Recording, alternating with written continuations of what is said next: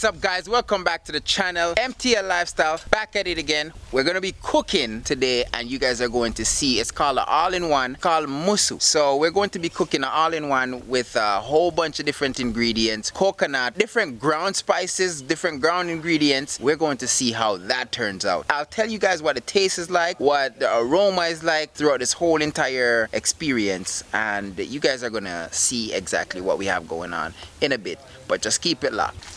We have the native coconut that's gonna be oxed. Number one for the musu, we're going to be getting some yellow yam, and we stop off at a little shop to get most of the ingredients, but what is needed for the musu at the moment. We're going to be showing you guys the ingredients that we're going to be picking up, which includes the yellow yam,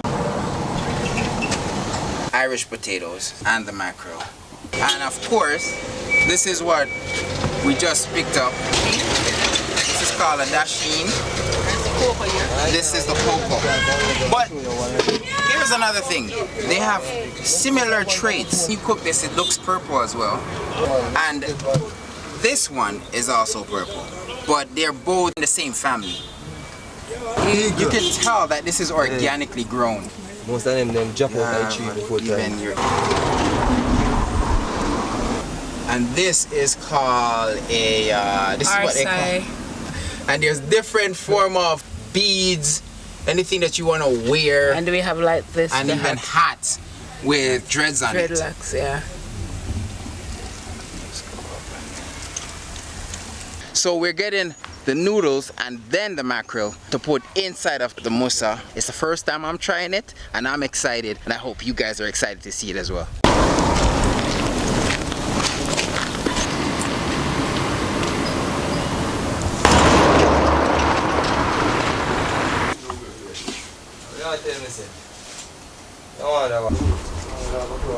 The only ingredients that is left is just the pumpkin and then the cup noodle, scallion, thyme, and everything else that has to go inside of this pot. I didn't even know that you can even put peanut inside of musa.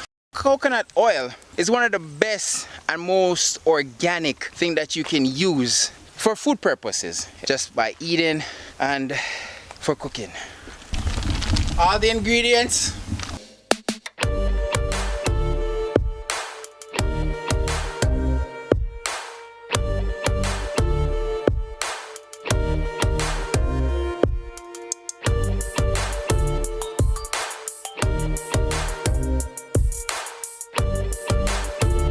Eddie is a farmer that builds on what he has. He makes sure that every single thing that is in his backyard is what he utilizes for his daily consumptions.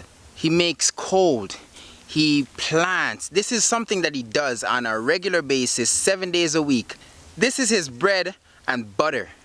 And seeing everything that grows in this environment, you just feel so happy to see that this is where your food is coming from to reach your table, and you don't even know it. This is a young yellow yam vine. Once it reaches maturity, he's going to wrap it. Here's a closer look at the yellow yam. All the vines are running alongside this tree. The many things he has on this side, the broccoli, the cocoa, this is what it comes from. Right here is the base of it. The bananas, the peas. But here is another thrilling aspect about this. He doesn't grow everything one time. Yeah, when people are fit, you can use that and rub them up, and then they get rid of the feet. Yeah, and it's a cool bush. And then take it wild feed for young baby. Okay. But normally you see it there, so.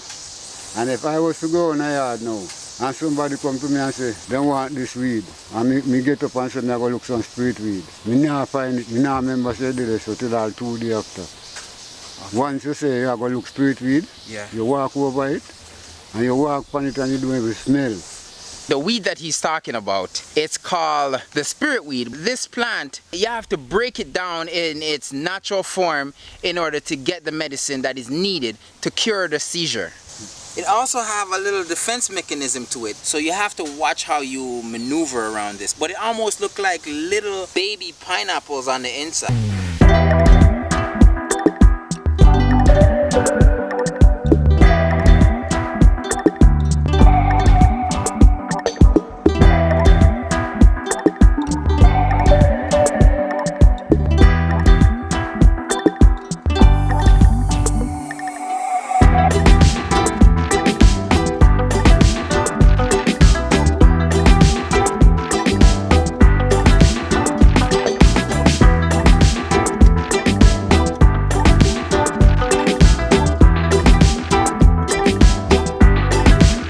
anything for go on, you would have spoiled. Because here, I first chef this business, I need flour right on the pipe. Yeah, man. You could have spoiled, you know, good have to get more flour down by the shop. Let me he also works, he also used to work at G-Jam. No. No. Okay, yeah, man, you can check him out on Instagram. Yeah, man. Alright, so this is one of the chef now where this chef now come like him can't take the pressure in the kitchen. So if you can't take the heat, you run out of the kitchen. Alright, look people, the flour turn out good, but look when man need it. Yeah, the pan jerk, the pan dent up. If you lift it up, this is the pan dent up. Yeah. You can go on YouTube or Instagram or TikTok. This is what they call an all-in-one, but the spices are not added as of yet. Musa. So pretty much it's just the same process as a rundown, but it's just everything that's just been piled in one pot. But once it's been eaten, everything is just eaten in one sitting, and it tastes completely, it just tastes phenomenal. You still have a few more things to put inside of the pot, and we have not seen that part yet. Let's watch the noodle being added to the pot.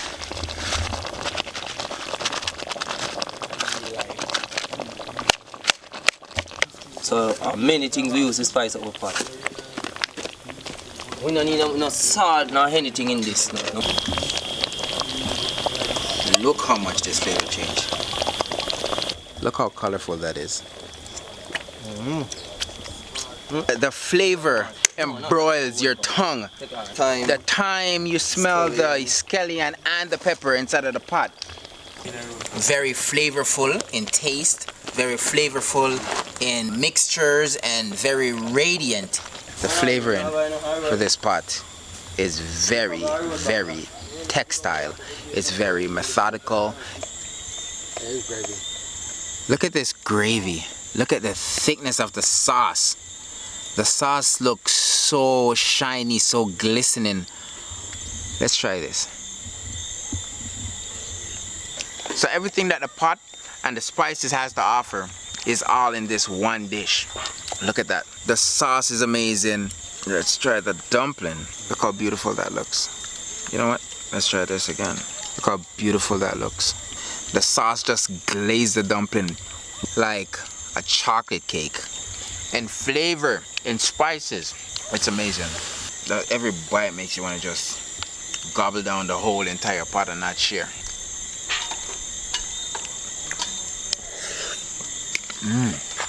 I don't want to say it's beautiful, but it's beautiful.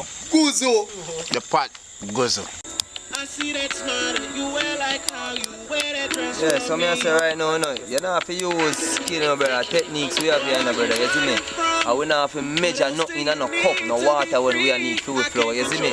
See, like how I have it on the pipe, and you see me roll him over, and I feel the texture of the flour top, and by the time you know, so you feel the texture, and you know, so by you take it out. If you need it over, you still have to have flour underneath that part. We don't touch it as yet with the water, you see me?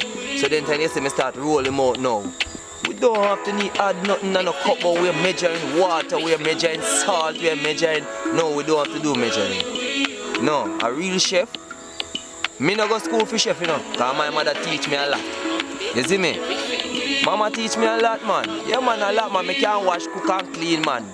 This dish was very, very good. It's just a taste that you would die for. But as I said, guys, I think you should enjoy this one as well too. Thank you for tuning in, and don't forget to like, share, subscribe, and hit the notification bell.